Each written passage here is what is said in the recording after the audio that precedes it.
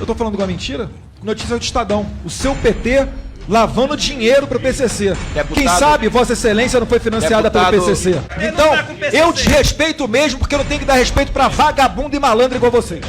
Tomou as dores, assumiu a culpa, financiado pelo PCC. Eles não aguentariam um dia de direita. Senhor presidente, primeiro satisfação falar com o excelentíssimo ministro da Defesa, general de 4 estrelas, Paulo Sérgio. Fico muito feliz de ver alguém de carreira à frente das Forças Armadas.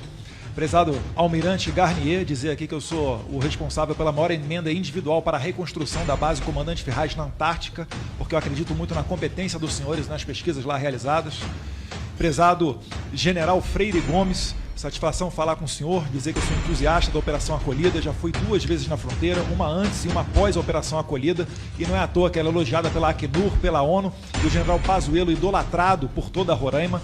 Gostaria de falar também ao comandante Batista Júnior, que nas asas das Forças Aéreas Brasileiras pôde viajar no KC-390, numa missão comercial junto com a autoridade do governo para 9 países árabes e também para a República Tcheca e Hungria. Deus quiser, a República Tcheca vai fechar a negociação para comprar mais alguns KCs e gerar empregos na nossa querida São José dos Campos. Mas, senhor presidente, é engraçado porque quando a coisa aperta, se é para garantir eleição no Rio, lá estão as Forças Armadas. Resgatar a gente de Wuhan no início da pandemia, lá estão as Forças Armadas. Se é para apagar incêndio na Amazônia, lá estão as Forças Armadas. Se é para fazer a Operação Acolhida, lá estão as Forças Armadas. Se o bicho pega no Rio de Janeiro e precisa de uma intervenção militar, lá estão as Forças Armadas. Então eu queria saber que país é esse onde as Forças Armadas estão perdendo a sua credibilidade. Talvez sejam as mesmas pesquisas que coloquem um ex-presidiário em primeiro lugar na disputa presidencial, mas que na realidade não consegue sair às ruas. Bem, pontuado isso, senhor presidente, eu não queria ir ser dragado para a arena da esquerda e queria falar de um assunto que interessa aqui a defesa nacional, que é a delação de Marcos Valério. Vou fazer um raciocínio rápido para culminar na minha pergunta. Marcos Valério fez uma delação premiada para a Polícia Federal e foi homologada pelo Supremo Tribunal Federal, pelo então ministro Celso de Mello, que não dá para dizer que é bolsonarista. E o Marcos Valério, para quem não se lembra, operador do Mensalão, um esquema arquitetado pelo PT para pagar deputados e assim votarem tudo com o governo Lula. Inclusive, deputado Eder Mauro, o Estatuto do Desarmamento, aprovado pelos mensaleiros e que ainda não foi alterado, mas Deus quiser, ano que vem será. Marcos Valério, ele fala que o PT lavava dinheiro para o PCC e esse dinheiro serviria de campanha para deputados do PT, talvez até colegas que estão aqui sentados à frente do senhor, não sei. O Marcos Valério, ele continua, fala que o PCC esteve envolvido no sequestro, tortura e assassinato de Celso Daniel e que Lula seria um dos mandantes desse horrendo crime. Só para lembrar, o PCC ele tem acordo comercial com o Comando Vermelho. Na Tríplice Fronteira, em Foz do Iguaçu, o PCC comanda as rotas de Foz do Iguaçu, enquanto o Comando Vermelho, um pouquinho mais ao norte, comanda a entrada de droga e armas por Pedro Juan Cabalheiro e Porto Murtinho. E eu tô falando do Comando Vermelho por quê? Porque em 2001, quando o Fernandinho Beiramar foi preso, ele estava sob tutela das Farc. Beiramar, que é um dos líderes do Comando Vermelho.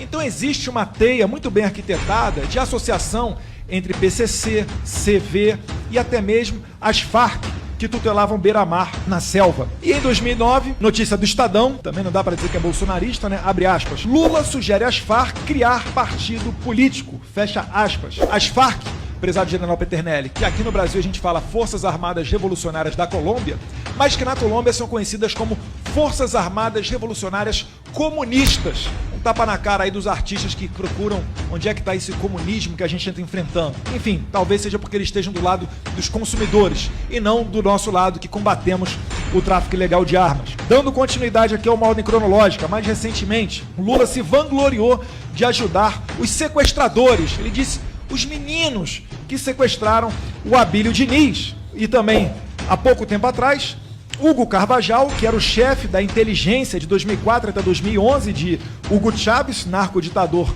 venezuelano, hoje em dia está preso na Espanha em processo de extradição para os Estados Unidos. Ele traficava drogas em alta escala, seguindo o plano de Chávez para inundar os Estados Unidos com cocaína. E para a justiça espanhola, Hugo Carvajal já adiantou que as drogas financiaram os governos latino-americanos, da Argentina com Cristina Kirchner, do Brasil com Lula da Silva, palavras de Hugo Carvajal, de Evo Morales na Bolívia, Fernando Lugo no Paraguai, Rafael Correa no Equador.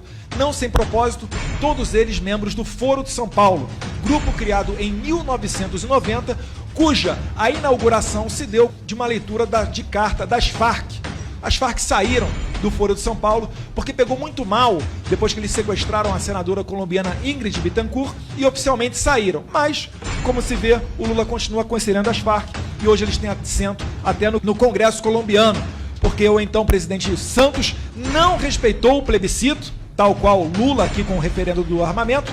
Lá na Colômbia ele não respeitou o plebiscito, onde a maioria dos colombianos disseram que não queriam fazer acordo com esse tipo de pessoa. Vale lembrar que os senhores muito bem combateram na Operação Traíra, ainda nos anos 90. Encaminhando para o final aqui, ainda tem os esforços do PT e os seus puxadinhos. PSOL, PCdoB, uma foto muito bonita, prezado Coronel Armando, de todos eles botando a mãozinha junto assim com o Batiste, acusado de 4 homicídios qualificados e condenado na Itália. Esse caso, o Batiste ele fugiu do Brasil antes da posse do presidente Bolsonaro, que ia botar quente em vagabundo, e confessou os crimes que o PT negou. Vale destacar também que o seu advogado Barroso, depois, acabou sendo nomeado para o Supremo Tribunal Federal.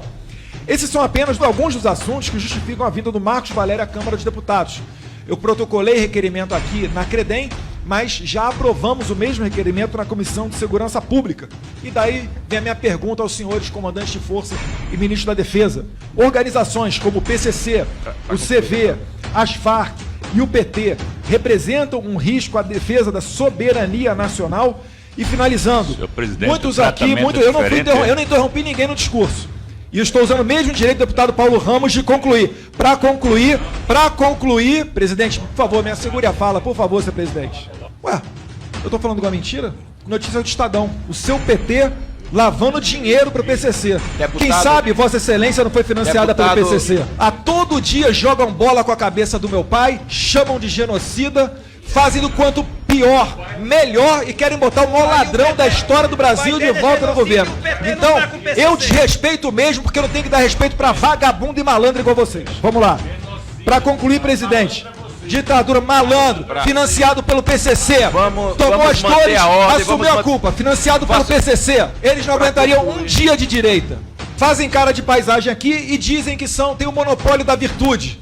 A minha defesa é zelar pelas instituições. O cara não dá um pio quando prendem um jornalista como Oswaldo Eustáquio, quando fecham uma imprensa como Terça Livre, quando exilam um jornalista como Alan dos Santos, quando prendem colega nosso, Daniel Silveira ali, pelo contrário, até votam pela prisão de deputado federal por falar, prendem presidente de partido político. Se isso daqui não é característica de uma ditadura, eu não sei mais o que é. Mas, infelizmente, a esquerda apoia todos esses atos. Muito obrigado, senhor presidente. PT e PCC juntos. Agradeço. Deputado Eduardo Bolsonaro. O deputado Eduardo Bolsonaro também fez uma colocação. Eu queria, deputado, agradecer, porque realmente a base industrial de defesa ela ganhou um ritmo impressionante com a nossa CEPROD, com a atuação firme da defesa.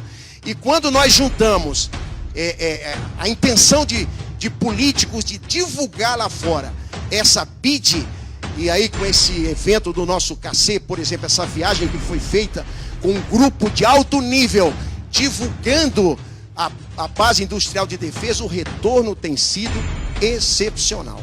Também agradeço aí a sua colocação com relação à operação acolhida. Com relação à pergunta que o senhor se referiu, eu digo, as Forças Armadas, elas estão sempre prontas para cumprir suas missões.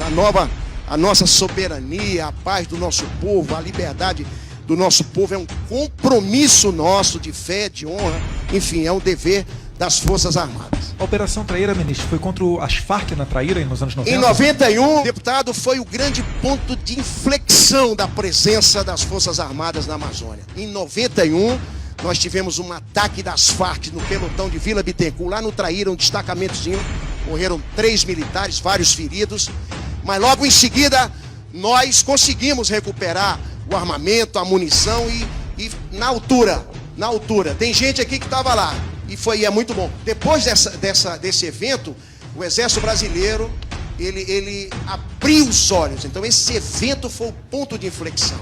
A partir de 91, no Traíra, nós praticamente já reforçamos, criamos novos pelotões de fronteira, melhoramos o material, o armamento, aumentamos o efetivo, a Brigada de Tefé veio do Sul, a Brigada de Niterói veio para São Gabriel da Cachoeira.